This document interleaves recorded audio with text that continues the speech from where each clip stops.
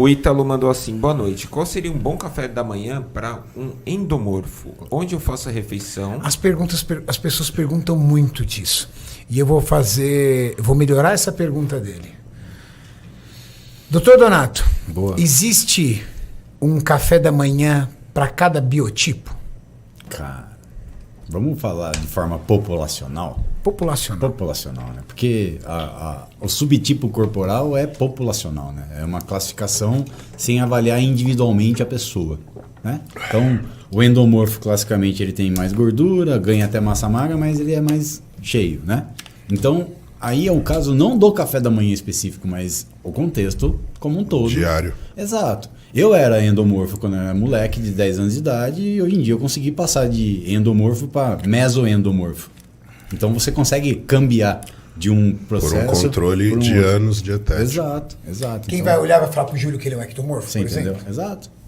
Então, café da manhã para endomorfo, poxa, é uma restrição calórica. Se você quiser comer ovos mexidos com raiz cozida e uma fruta com fibra, você vai ter uma saciedade boa. Só que quanto de caloria eu preciso te dar? Esse que é o cálculo individualizado, né?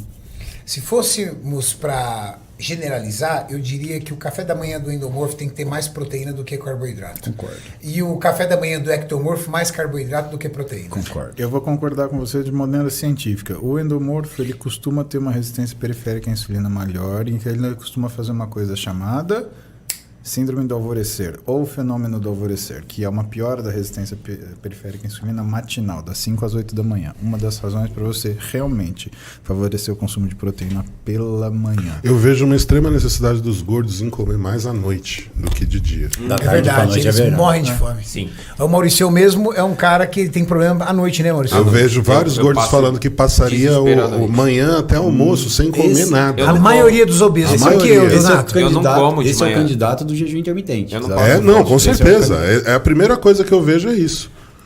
Vamos pensar que o cara tem um hábito, no final da tarde pro jantar, ele come uma maior parte do valor calórico dele. Como é que ele vai acordar no outro dia? Estufado. Cheio de energia. Inapetente. Algumas pessoas sim, outras não, mas de forma geral, se você manda um valor calórico muito grande à noite, da noite anterior, normalmente você tem um pouco menos de fome. Só que o cara já está com resistência à insulina, glicemia alta, hiperglicemia, e aí o contexto dele ali faz com que ele não tenha fome de manhã. Só que a hora que o cortisol cai à tarde, a glicemia começa a variar e ele está em casa sem estresse do trabalho, ele tem a despensa solta na casa dele. E sabe o que é foda, Felipe? Do ponto de vista de história, uma das coisas que... História clínica do paciente, quando o paciente fala pra mim, eu não tenho fome de manhã, pra mim já é um red flag. Já falo, já é ruim. Eu entendo. Eu entendo porque já conta muita história do cara à noite. né? Exatamente. Tipo a ceia, aquela... o É cara- um abuser. Ele acorda... Já é, exatamente. Ele acorda e come e não lembra que comeu. Transtorno do comer noturno. Isso daí também. Acontece. Né? Só que isso tem que tratar com droga, isso é foda. Puta merda. Não é fácil. Como é difícil tratar a obesidade, né, cara? Cara, não Mas é o uma cara matéria come, assim. O tipo, cara sonâmbulo? acorda sonâmbulo pra comer? Ou ele acorda mesmo e come? Posso te falar, qualquer um de nós sentados nessa mesa tem o risco de fazer isso. Simplesmente você começa a fazer um jejum intermitente, onde você não consuma durante sua janela alimentar o que você precisa de caloria para manter a tua caloria do dia. Quer fazer uma conta básica? Vê se você está consumindo pelo menos 30 quilocalorias por quilo de peso durante o dia, tá? Como que você sabe isso? Você precisa fazer uma calorimetria, o ideal, uma calorimetria de repouso, mas você pode também estimar, Harris Benedict, você pode estimar de outras formas, tá? Agora, o que vai acontecer? Você levanta para comer, isso eu posso te falar que já aconteceu comigo, eu vou te falar a experiência que eu tive. Fazendo dieta, numa boa, papapá, só que aí o que aconteceu? O consultório deu uma apertada, paciente atrasado, aí o paciente chegou atrasado, eu tive que, acertar isso daí, passou o horário de comer, só que aí ele já ficou em cima do outro paciente, eu não conseguia parar, emendei. Mas fui das 13 até as 22 sem comer nada. Sem comer. Zerado. Cheguei em casa cansado, sabe que você chega enjoado de fome? Aí eu peguei e deitei. Eu dei uma cochiladinha. Acordei, era 00:30. Cara, eu acordei e assim... Hipoglicêmico já. E assim, eu tava consciente, mas eu tava completamente alheio de tomada de decisão. Eu levantei da cama, fui até a cozinha, eu destruí a despensa. Eu não olhei nem o que eu comi. E eu tava consciente. tá bom? Eu estava sabendo tudo que estava acontecendo, sem nenhum poder de decisão. E a compulsão, ela é isso, não é, tô com vontade de tomar um sorvete. Cara, eu comi feijão, eu comi chuchu, eu comi bife frio que estava na geladeira, eu abri a coisa, aí eu comi amendoim, aí eu voltei na geladeira, comi mais chuchu. Parecia Cara, que você tava com hipoglicemia. exato, aí que tá. Eu não passava mal com a hipoglicemia, mas era compulsão. Eu tava comendo. Eu só parei quando eu senti que a comida tava aqui no gogó. Aí eu parei, voltei, deitei, consegui dormir. Acordei no outro dia, eu falei, que merda que eu fiz. Aí eu comentei com a Roberta, ela falou, você acabou de me contar a história de uma crise compulsiva que você fez um transtorno de comer noturno. Legal. Então, comer também é o risco de você fazer dieta por conta própria, né? Eu te falei de uma história de um dia que eu me fudi e assim, paguei a conta depois, né? Porque numa brincadeira dessa, você manda bala em 5.000, 7.000 calorias, fácil, cara. Amendoim, coisa rica em óleo. Não é. 50% é gordura. Você pega um pote de sorvete aí.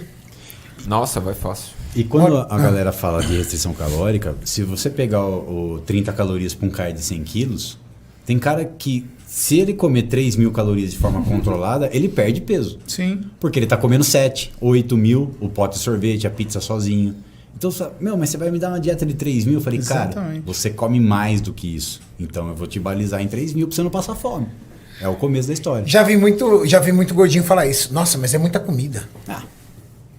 Por quê? Porque ele tá. Aí que tá. Porque ele tá acostumado a comer de uma forma que chama picking. Ele vai catando. Tique, tique, tique, tique, tique. Então, quando você põe a comida na frente dele, ele realmente não consegue comer. Porque o negócio dele é aquela beliscadinha, só que estoura, né? No consultório, o que a gente faz? Né? Tem um assistente meu, o Heraldo, né, que é nutricionista e é profissional de educação física, e ele faz a primeira reavaliação do paciente que chega lá. E ele faz a calorimetria. Para quê? Para fazer as correções de dieta.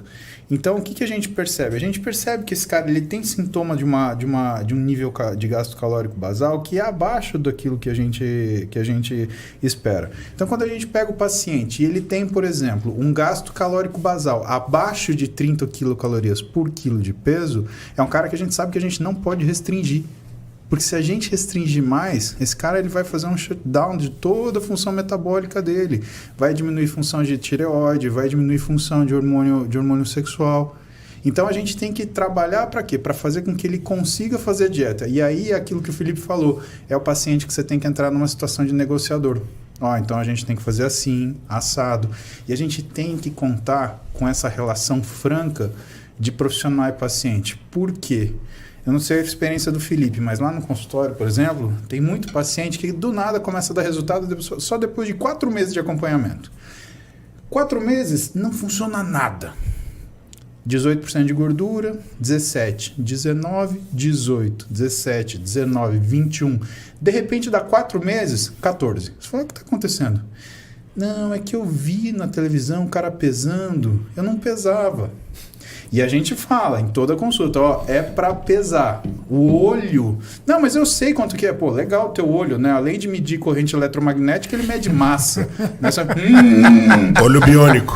Porra, velho, eu queria um olho desse. Aqui tem 300 gramas de água, blá, blá, blá, blá. Você tá pesando com o olho de outro lugar. Tá pesando com o olho maior que a barriga, né? Esse é o olho que o nego tá pesando. Porra, velho. Esse é um erro clássico de estimar errado a comida. E é importante isso. Por que a gente tenta ensinar primeiramente o peso do alimento? Pela terapia cognitiva do prato. Sim.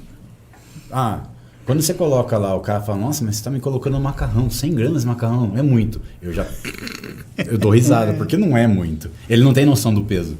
Aí ele manda mensagem, viu, esse macarrão aqui é pouco. Eu falei, não, é a quantidade de 30 gramas de carboidratos que você precisa. Você comia 300. Então, esse choque inicial é importante para a pessoa ter essa autonomia de imitar o prato no restaurante quando ela não tiver com a balança. Mas antes ela tem que saber disso. Essa que é a jogada.